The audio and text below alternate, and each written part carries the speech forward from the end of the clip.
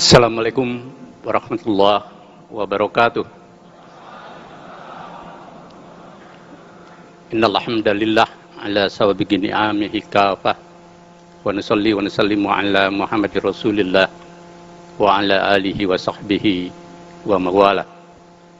Yang terhormat Bapak Presiden Republik Indonesia, Bapak Insinyur Haji Joko Widodo. Yang kami hormati Presiden Republik Indonesia kelima, Ibu Megawati Soekarno Putri, para anggota Kabinet Indonesia Maju, mohon maaf tidak bisa saya sapa satu persatu karena waktu terbatas.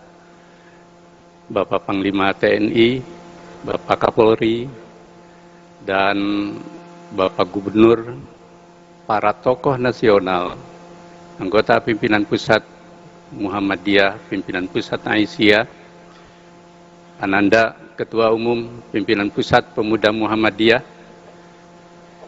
para tokoh pimpinan lembaga negara, pimpinan partai politik, dan semua undangan yang tidak bisa kami sapa satu persatu, dan seluruh peserta muktamar dan penggembira Muktamar Pemuda Muhammadiyah. Selamat dan tasyakur binikmah atas acara pembukaan untuk Muktamar Pemuda Muhammadiyah di Balikpapan, Kalimantan Timur. Semoga muktamar berjalan baik, lancar, dan mengikuti Muktamar Muhammadiyah Aisyah yang uswah hasanah dengan penuh martabat dan berkemajuan. Yang kedua, kami mengaturkan terima kasih pada Pak Presiden bersama seluruh anggota Kabinet Indonesia Baru yang menaruh perhatian begitu rupa pada Angkatan Muda Muhammadiyah, khususnya Pemuda Muhammadiyah pada hari ini. Pak Presiden termasuk Presiden yang paling sering menghadiri acara Muhammadiyah dan berkunjung ke Menteng Raya 62. Maka kami haturkan terima kasih dan apresiasinya juga luar biasa. Pada milad ke-108 beliau mengatakan bahwa Muhammadiyah adalah anugerah Tuhan untuk bangsa Indonesia. Khusus kepada ibunda kita, Ibu Megawati Soekarno Putri, spesial terima kasih hadir pada acara ini. Bagi Ananda sekalian, Angkatan Muda Muhammadiyah, Ibu Megawati bukan siapa-siapa, bukan orang lain dari keluarga besar Muhammadiyah. Kalian tahu, ayahnya adalah Bung Karno, ibunya Ibu Fatmawati. Bung Karno adalah anggota resmi Muhammadiyah dan tahun 3842 sewaktu di Bengkulu, beliau resmi menjadi pimpinan Majelis Pendidikan dan Pengajaran Muhammadiyah. Beliau juga tahun 62 ketika menutup muktamar setengah abad menyampaikan, makin lama kata beliau, saya makin cinta Muhammadiyah. Bahkan dia menyampaikan, yang saya sesalkan kenapa setelah saya jadi presiden saya tidak pernah ditarik iuran anggota Muhammadiyah. Beliau menyampaikan kesaksian, sudah lama saya selain jadi anggota Muhammadiyah, saya ngintil. Ngintil itu zawil kurba, menjadi murid spiritual dan intelektual dari Kiai Dahlan. Sejak beliau bertemu usia 18 tahun di Surabaya di rumahnya Cokro Aminoto. Kiai Dahlan lah yang mengajarkan agama. Sampai dia mengatakan, saya masuk Muhammadiyah karena sesuai dengan alam pikiran punya saya, yakni Islam progresif, Islam berkemajuan. Ibu Fatmawati tentu sangat kita tahu beliau adalah putra putri Hasanuddin, tokoh dan konsul Muhammadiyah Bengkulu. Beliau aktivis Nasihatul Aisyah. 4 Januari 1946 ketika Indonesia pindah ke Yogyakarta, ibu kotanya sementara, Bung Karno mengundang tokoh-tokoh pimpinan pusat Aisyah, antara lain Bu Hayyinah, Bu Badillah Zubair, dan lain-lain ke Istana Gedung Agung Jogja. Lalu beliau menyampaikan, bawalah, ajaklah Ibu Fatmawati ini untuk aktif kembali di Aisyah, kata beliau. Lalu di situ diceritakan bahwa Bu Fatmawati menyampaikan, ketika saya menjahit bendera merah putih untuk proklamasi kemerdekaan, saya menyenandungkan lagu Nasiahku. Tapi saya tidak akan nyanyikan lagu itu karena nanti Pak Presiden dan Ibu Megawati bisa-bisa keluar ruangan karena tidak nyaman dengan suara saya. Itu jejak sejarah yang terus berlangsung sampai hari ini sebagai sebuah spirit buat anak-anakku sekalian, bahwa dua tokoh ini, juga Kiai Dahlan dan Nyai Dahlan, adalah para negarawan yang memiliki basis pemikiran selain nasionalisme juga religiositas keislaman Muhammadiyah. Maka ketika hari ini pemuda Muhammadiyah mengangkat tema negarawan dan harmoni membangun bangsa, ambillah spirit itu. Negarawan, kenegarawanan dalam literasi Arab itu disebut dengan futuwah. Berasal dari kata al-fata, pemuda, yakni satria atau kesatriaan. Yakni mereka yang mengutamakan kepentingan umum, kepentingan rakyat, kepentingan bangsa, kepentingan umat manusia, selain dan di atas kepentingan diri dan kelompoknya sendiri. Maka ada 3 hal substansi yang harus diambil oleh Ananda sekalian yang muktamar. Jika ingin menjadi negarawan berbasis pada al-fata, satu religiositas yang melahirkan kesalehan, etika, dan kebaikan hidup, termasuk jiwa jujur dan menjaga marwah. Innahum fityatun amanu wajidnahum huda. Itulah para pemuda yang diberi petunjuk Allah dan di dalamnya bersemi iman yang mencerahkan dirinya dan lingkungannya. Juga punya kemandirian.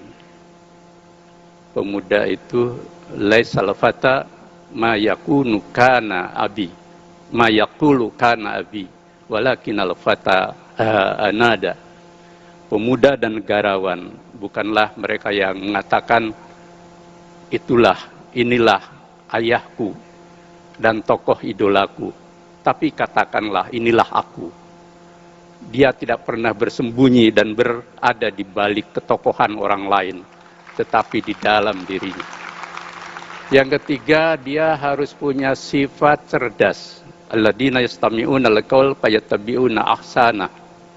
Ambil seluruh pemikiran dari manapun datangnya, termasuk dari yang berbeda agama, suku, golongan, dan pandangan politik. Tapi ambil yang terbaik dan gunakan pikiran itu untuk mencerahkan kehidupan. Al-Fata juga harus punya sikap berkhidmat, mengurus urusan orang lain, urusan publik, urusan rakyat. Inna biyadis sabab amrul ummah wa inna fi aqdamiha hayataha. Sesungguhnya dalam telapak kaki para pemuda dan negarawan itu terletak urusan semua umat atau bangsa. Dan di atas telapak kakinya juga dia menentukan hidup dan matinya bangsa atau rakyat. Yang terakhir yang harus juga menjadi orientasi pemuda sebagai Al-Fatah adalah masa depan. Jangan cukup puas dengan hari ini. Kalian adalah pewaris Indonesia ke depan. Subhanul yaum rijalul ghad wa banatul yaum ummahatul ghad. Pemuda dan pemudi hari ini adalah pemimpin di masa depan. Maka jangan pernah instan, belajarlah dari realitas. Yang terakhir, Bapak Presiden, Ibu Megawati, dan para tokoh bangsa yang saya muliakan, 2 hari lalu saya dari Papua. Kami punya TK Aba, sekolah dasar menengah, klinik, tapi baru di Manokwari. Tapi alhamdulillah kami sudah punya 4 perguruan tinggi. Universitas Muhammadiyah Papua di Jayapura, Sekolah Tinggi Ilmu Pendidikan di Manokwari, Universitas Muhammadiyah di Kota Sorong, mahasiswanya sudah 6.000. Kemudian Universitas Pendidikan di Kabupaten Sorong. Kami sekarang sedang, dan kami kemarin saya sendiri ke Timika dan kemudian ke Jayapura, kemudian saya undang yang dari Sorong. Kami mengazam ingin membangun rumah sakit di Kota Jayapura dan di Kota Sorong. Mudah-mudahan ini bisa dapat dukungan dari Pak Presiden dan seluruh anggota kabinet. Ibu Megawati. Tapi percaya, Muhammadiyah selalu bermodal awal. Muhammadiyah selalu bermodal awal. Dan apa yang jadi akan kami kembalikan untuk rakyat Papua. Rakyat milik kita bersama dan bumi milik kita bersama. Kami ke NTT juga Pak Presiden, kita sudah punya 3 perguruan tinggi. Universitas Muhammadiyah Kupang yang sekarang mahasiswanya 7.000. Baik di Papua maupun di Kupang, 80% saudara-saudara kita dari Katolik dan Kristen, dan mereka diajarkan juga agama Kristen dan Katolik. Juga ada di Maumere 1, Ikip, dan di Pulau Alor. Dan apa yang kami lakukan adalah 2 hal. Satu, kami mempraktekkan Bhinneka Tunggal Ika dalam realitas nyata, bukan dalam kata-kata.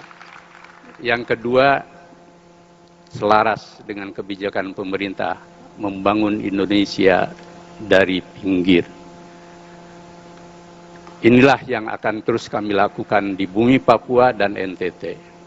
Kita hari ini Kalimantan Timur, kami alhamdulillah sudah punya 10 perguruan tinggi di seluruh bumi Kalimantan.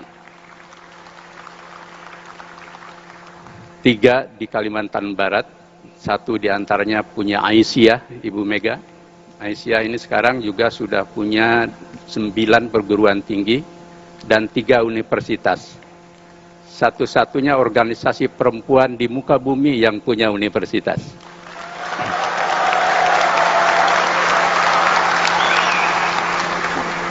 Satu universitas di Kalimantan Tengah,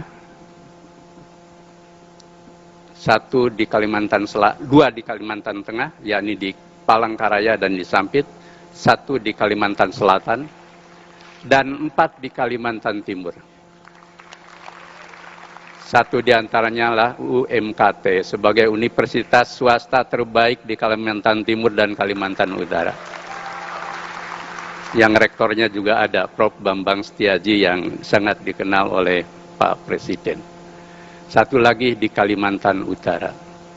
Apa yang kami lakukan dalam 1 proses panjang membangun perguruan tinggi ada 173, kemudian rumah sakit ada 121 dan 363 klinik dan balai kesehatan. Kami ingin terus berkiprah membangun bangsa dengan mencoba untuk memperkuat capacity building dan kekuatan sosial budaya yang akan menjadi Indonesia kemajuan. Kami ingin kekuatan baru Ya, setelah amal usaha kita besar, kami ingin masuk ke bangun kekuatan ekonomi umat. Wah, mudah-mudahan kami lakukan ini merupakan dari sumbangsih untuk negara tanpa pamrih, karena kami semua mewarisi jiwa futuwah dari diri kita. Kedalan Kiai Ari dan Bung Karno, Ki Bagus Hadi Bupati dan pendiri negara adalah tempat kita melatih jiwa alam dan orientakan membangun Indonesia milik kita bersama dan bersama. Assalamualaikum warahmatullahi wabarakatuh.